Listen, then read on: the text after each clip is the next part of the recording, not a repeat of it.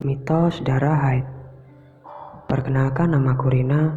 Kejadian ini kualami ketika di sela-sela akhir semester menuju pembagian rapot yang kebetulan juga saat itu aku sedang haid. Aku seorang pelajar SMA kelas 2 dan tinggal bersama kedua orang tuaku. Sebelumnya aku tidak mempercayai mitos-mitos tentang darah haid yang katanya bisa mengundang kuntilanak, karena kuntilanak menyukai bebabuan seperti darah haid. Pagi hari sebelum berangkat sekolah, aku selalu sarapan bersama kedua orang tuaku sekitar pukul 6 pagi. Aku yang sedang haid saat itu entah kenapa rasanya ingin mengganti pembalut. Padahal belum ada sejam aku memakai pembalut ini. Karena tidak nyaman, maka aku memilih mengganti pembalut di kamar mandi. Aku yang seorang pemalas membuatku butuh waktu sangat lama di kamar mandi hanya untuk mengganti pembalut. Saking lamanya hingga aku diteriaki ibuku kalau aku harus segera berangkat karena waktu sudah menunjukkan hampir setengah 7. Setelah mendengar teriakan ibu, aku pun langsung mempercepat gerakanku. Karena bingung ingin membuang kemana, pembalut itu aku masukkan ke dalam kantong kresek yang kemudian aku bawa dan aku taruh di sudut kamarku. Kunyalakan sepeda motorku menuju sekolah. Seperti biasanya, aku berkendara layaknya seorang pelajar yang sudah telat masuk ke sekolah. Walaupun sebenarnya di sekolah tidak ada kegiatan belajar mengajar. Dit, suara klakson motorku memecah gerombolan pelajar lainnya di depan gerbang sekolah. Setelah memarkirkan motor, aku pun lega. Untung kagak telat, pikirku. Saat aku berdiri, aku melihat jok motorku seperti ada noda. Ya, itu adalah noda darah haid. Sialan, bocor nih, ucapku dalam hati. Hei Rin, kenapa lu? Tanya seorang temanku, Resti namanya. Bocor nih gua, jawabku. Nih, sambil memberikan sebuah pembalut yang dibungkus plastik. Pakai punya gua, ucap temanku. Oke, tapi anterin gua dulu dong kamar mandi, ajakku. Ya sudah, ayo, ucap temanku. Saat sampai di kamar mandi, temanku Resti tidak ikut masuk, tetapi hanya menunggu di depan pintu kamar mandi yang aku kunci. Kamar mandi di sekolahanku memang diberikan sebuah cermin untuk berkaca atau merapihkan seragam seusai membuang air. Saat aku mengganti pembalut, rasanya ada yang aneh. Iya, pembalutku tidak penuh, dan aku baru sadar kalau celana dalam yang aku pakai pun tidak tembus darah. Tapi kenapa rok abu-abu yang aku pakai dan jok motor ada darahnya? Karena merasa aneh, aku tetap mengganti pembalut dan mengganti seragam putih abuku menjadi baju olahraga. Saat di kelas, aku ceritakan semuanya kepada Resti. Dimulai dari saat pagi hari, tiba-tiba pembalut yang aku pakai jadi penuh darah. Jok dan rok yang ada darahnya. Sedangkan celana dalam dan pembalut yang kupakai tidak ada darahnya. Resti yang seorang maniak pada hal-hal gaib mulai menghubungkan dengan mitos haid dan kuntilanak. Aku tidak takut, justru ketawa karena mana ada kuntilanak pagi-pagi gini. Resti terus meyakinkan aku bahwa itu semua ulah kuntilanak. Dia pernah membaca sebuah cerita bahwa seorang perempuan tiba-tiba kesurupan karena tidak membuang pembalut bekas haidnya. Ketika mendengar cerita Resti tersebut, aku langsung membuang pembalutku. Dan Resti jadi kesal dan terus menakut-nakuti diriku. Sepulang sekolah, aku tidak langsung pulang, melainkan main terlebih dahulu. Hingga pulang sore sekitar jam 5. Tok tok tok tok. Bunyi pintu rumah yang aku ketuk. Aku ketuk berulang-ulang, tetap tidak ada yang menjawab atau membukakan pintu. Aku telepon ibu dan katanya ibu dan bapak sedang ada acara hingga larut malam. Sehingga kunci pintu ditaruh di atas pot yang digantung dan sudah disediakan makanan di dapur. Setelah dapat masuk ke dalam rumah, aku pun bermalas-malasan.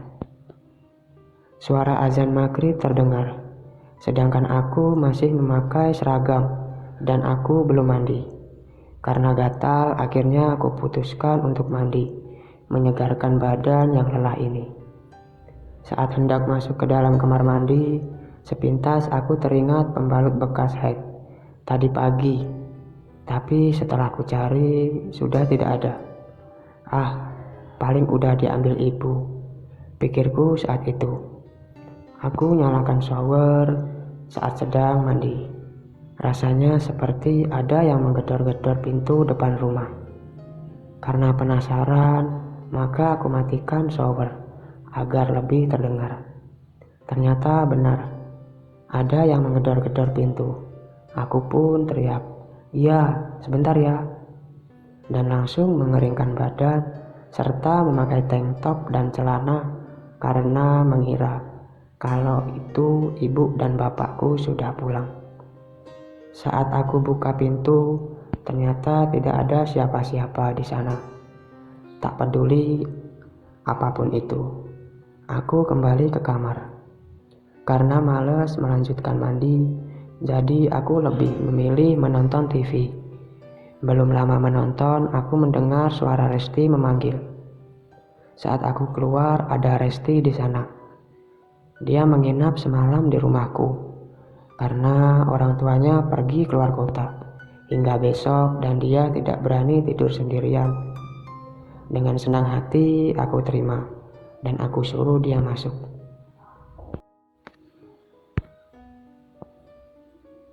Saat kita sedang asik menonton TV, aku ceritakan lagi apa yang aku alami tadi kepada Resti. Saat sedang bercerita, seketika bau amis tercium. Bau amis darah haid yang sangat tajam tercium. Bahkan membuatku dan Resti seperti ingin muntah. "Rin, bau apa sih?" tanya Resti. Karena aku tidak tahu, maka aku hanya menggelengkan kepala. Seketika bau itu hilang dan terdengar pintu, seperti ada yang mengedor-ngedor sangat kencang. "Res, please, gue takut banget." Jadi waktu gue mandi, ada yang gedor juga, tapi gak ada orang. Ucapku kepada Resti sambil menutup kedua mataku, seperti hendak menangis. "Tenang Rin, ada gua di sini. Gua buka ya," jawab Resti. Saat Resti bilang seperti itu, aku menarik tangannya sambil bilang, "Jangan Res." Tapi dia tetap kekeh, ingin membuka pintu. Saat terdengar pintu terbuka, aku menangis karena ketakutan dan tiba-tiba sunyi. Aku mencoba melihat ke pintu dan hanya terlihat pintu terbuka dan Resti berdiri mematung menghadap keluar.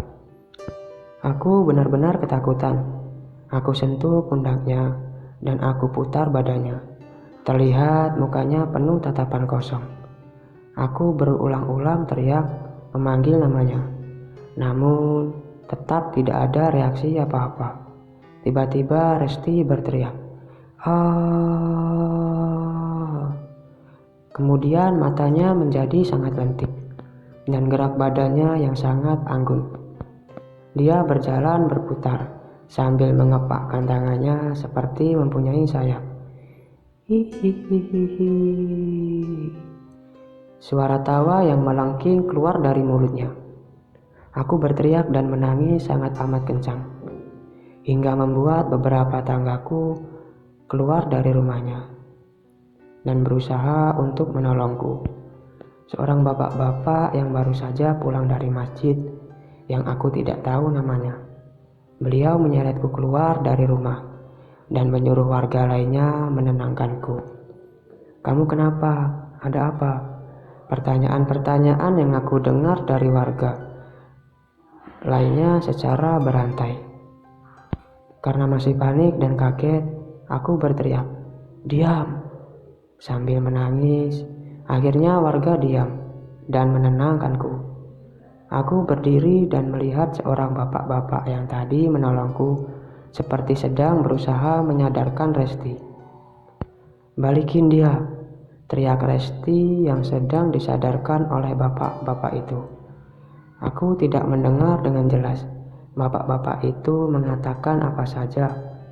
Yang aku tangkap hanya menanyakan siapa yang merasuki Resti dan tujuannya apa. Aku pun mendengar jawaban, yaitu hihihihihi, aku Kunti. Aku suka sama darahnya. Aku langsung lemas mendengar itu dan seketika pingsan. "Neng, bangun Neng. Neng, bangun." Bapak-bapak tadi menyadarkanku dari pingsan. "Kamu gak apa-apa? Semuanya udah aman kok. Temanmu juga udah sadar lagi," ucap bapak-bapak itu. Aku duduk dan menyender ke dinding dan bertanya, "Kenapa Pak tadi?" "Bapak tahu kamu sedang haid dan tidak menjaga kebersihan dengan baik. Kamu gak membuang pembalutmu kan? Bapak menemukannya tadi di sudut kamar kamu." Kunti itu yang menunjukkannya. "Dia bilang kalau dia memang suka dengan bebauan seperti darah haid," jawab bapak-bapak tersebut. Aku hanya mengangguk. "Itu ibu sama ayahmu juga udah datang. Kamu yang tenang ya. Jangan lupa buat jaga kebersihan, karena kotoran itu adalah makanan kesukaan setan." Pesan terakhir dari bapak-bapak itu. Kemudian beliau berdiri dan bersalaman dengan orang tuaku dan pergi begitu saja. Keadaan Resti juga sudah sangat baik. Tinggal aku sendiri yang masih terkujur lemas di atas kasur. Seketika setengah jam kemudian, aku merasakan sudah segar. Aku dan Resti tidur sekamar. Kami tidak takut lagi dengan ancaman-ancaman yang datang dari makhluk gaib tersebut. Kami mendapatkan sebuah pelajaran bahwa kebersihan itu sangatlah penting. Jangan membiarkan setan mendapatkan makanannya di rumah yang kita tinggali.